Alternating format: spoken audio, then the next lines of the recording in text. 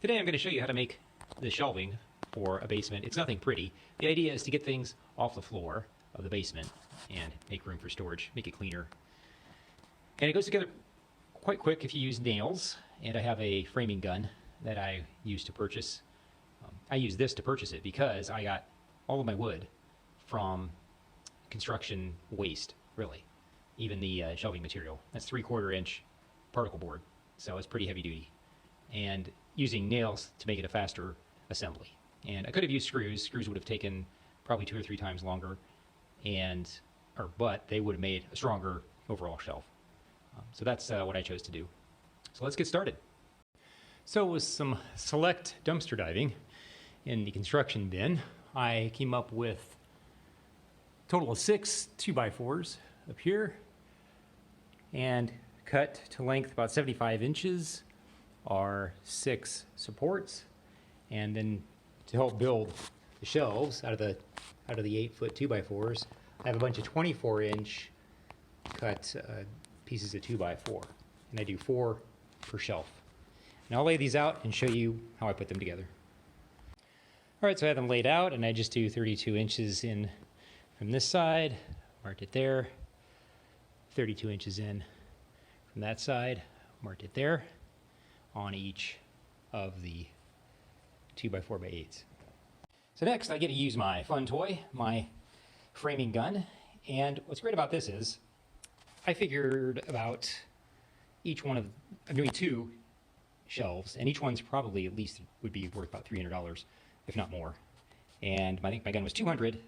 So by making these myself with free materials, I basically paid for the gun, and now I have a nail gun, and I can finish my basement or do some other type of framing.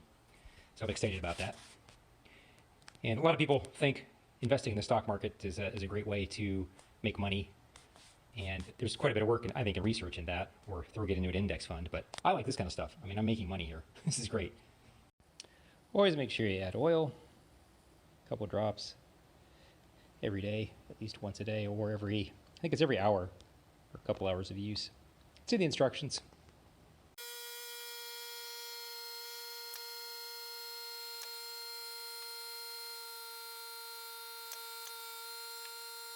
And in pretty short order, I have 3 shelves. All that's left is to attach the 6 legs. All right, I'm almost done with the finished product. I added 2 more. I forgot 2 side supports. So I found some other remnants in my garage and just pulled those in. Those are the 2 in the middle. They're a little bit larger than the other ones. They were cut off of something else. And I have one more thing to show you, and that is the shelves. Now what's interesting about the shelves, I pieced them together from larger pieces, and I made them 2 feet long, 2 feet wide rather, and they're 8 or more feet long when they're put together. And that'll allow a little bit of overhang, which is fine. What's interesting though is this piece already came pre-cut with an angle on it. And it was off to the side, I cut it.